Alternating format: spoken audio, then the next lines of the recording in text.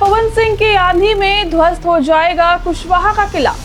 काराकाट में निर्दलीय पवन ने उड़ाई एनडीए और महागठबंधन की नींद। नमस्कार दर्शकों, मैं हूं सृष्टि और आप देख रहे हैं इम्पैक्ट लाइव।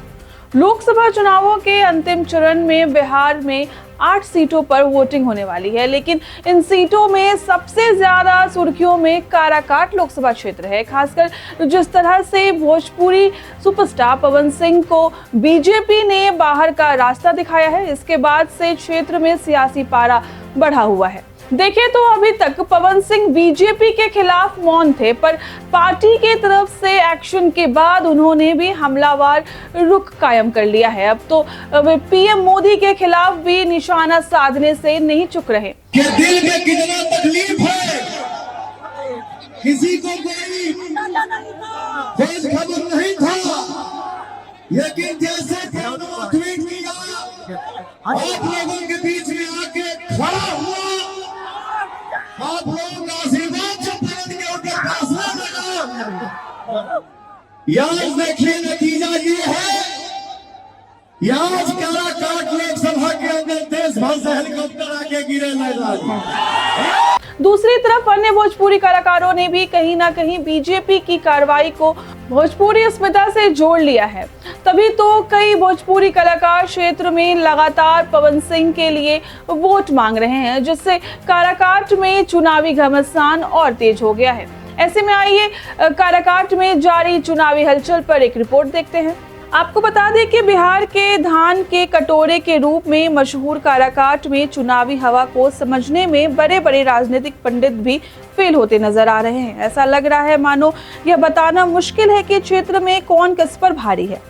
खासकर पवन सिंह के जनसभा में जिस तरह से भीड़ उमड़ कर सामने आ रही है, इसने राजनीतिक पंडितों को भी हैरान कर दिया है। हालांकि बीजेपी ने पवन सिंह को पार्टी से बाहर निकालकर साथ ही पीएम मोदी और जेपी नड्डा की क्षेत्र में रैली कराकर उपेंद्र कुशवाहा को थोड़ी राहत जरूर दी है, लेकिन इन सब के बाद भी क्षेत्र में पवन सिंह अभी भी एनडीए और महागठबंधन दोनों के लिए बड़ी चुनौती बनते नजर आ रहे हैं।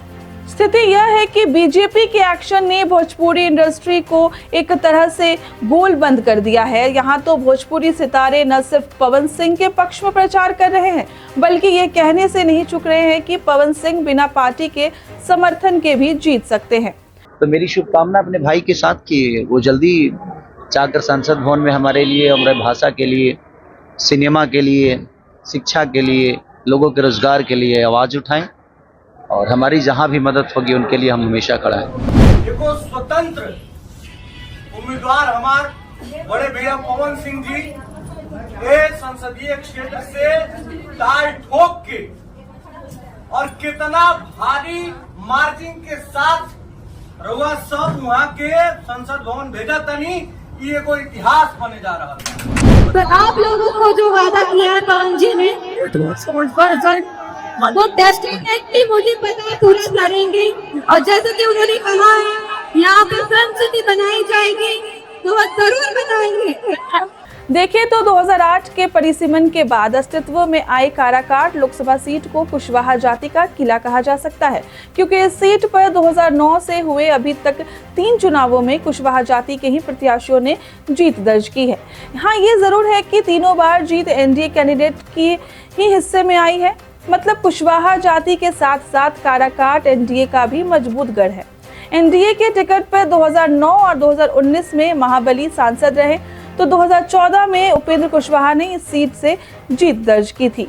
अगर इस बार नजर दौड़ाए तो एक तरफ राजा राम सिंह है जो कुशवाहा जाति से आते हैं, वहीं उन्हें माले के कैडर वोटर के साथ साथ आरजेडी के MY समीकरण का समर्थन मिल सकता है। दूसरी ओर निर्दलीय पवन सिंह उस राजपूत जाति से आते हैं जो एनडीए का स्वाभाविक वोटर माने जाते हैं। पवन सिंह इस वोट बैंक को अपने पाले में करने की पूरी कोशिश कर रहे हैं। वही भोजपुरी फिल्मों से मिले स्टारडम की वजह से तमाम जातियों के प्रशंसकों पर वे भी पैनी निगाह बनाए हुए हैं। वैसे उपेंद्र कुशवाहा भी कुशवाहा जाति से आते हैं और इस जाति के वोटर के साथ साथ एनडीए के वोट बैंक के सहारे वे मैदान मारने की कोशिश कर रहे हैं। हम आप सब लोगों से हाथ जोड़कर आग्रह करते हैं कि आप सब लोगों ने जिस तरह से 2014 में आशीर्वाद दिया था, हमने ईमानदारी से आप सभी लोगों की सेवा करने का भरपूर प्रयास किया। इस बार भी आप सब लोग मिलकर एक बार उपेंद्र कुशवाहा को आशीर्वाद दीजिए। जो काम उस समय पेंडिंग रह गया, डालमिया नगर में रेल कारखाना लगे सहित और भी कई सिंचाई की बड़ी बड़ी परियोजनाएं यहाँ लंबित हैं और भी कई इस तरह का काम है जिसको करने की जरूरत है। उन लंबित परियोजनाओं, उस तरह के जो रुके हुए काम हैं, उन तमाम कार्यों को इस बार यदि आप सब लोगों ने उपेंद्र कुशवाहा को आशीर्वाद दिया तो निश्चित रूप से उन तमाम कार्यों को इस बार पूरा किया जाएगा।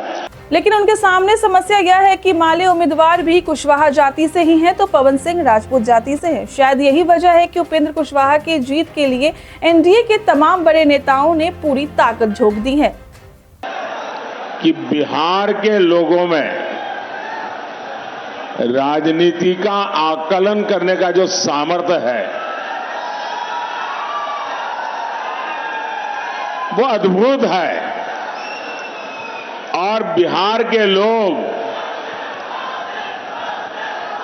इन चीजों में इतने पक्के होते हैं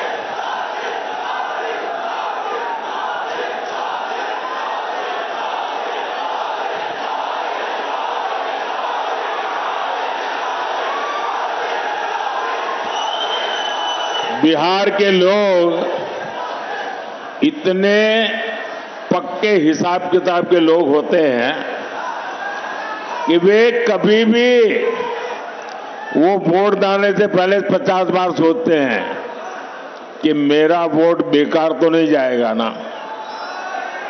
ये समझ बहुत कम लोगों को होती है जो बिहार को है और इसलिए बिहार के लोग जब वोट करने जाते हैं तो पहले पक्का देखते हैं, भाई वोट तो डालूंगा लेकिन मेरा वोट बेकार नहीं जाना चाहिए।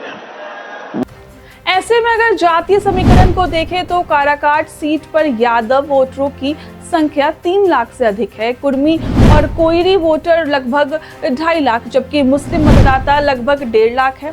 वहीं काराकाट में राजपूत वोटर भी 2.5 लाख के करीब है, जबकि वैश्य मतदाता लगभग 2 लाख, ब्राह्मण लगभग 75,000 और भूमियार करीब 50,000 है। बाकी दलित और दूसरी जातियों के वोटर हैं, यानी कि जातीय आंकड़े भी बता रहे हैं कि क्षेत्र में कांटे का मुकाबला है। अब देखना यह है कि इस बार फिर से कुशवाहा जाति वर्ग के किसी नेता को जीत मिलती है या फिर पवन सिंह इतिहास रचते हैं। ऐसे ही तमाम खबरों के लिए देखते रहे इम्पैक्ट लाइव को। शुक्रिया।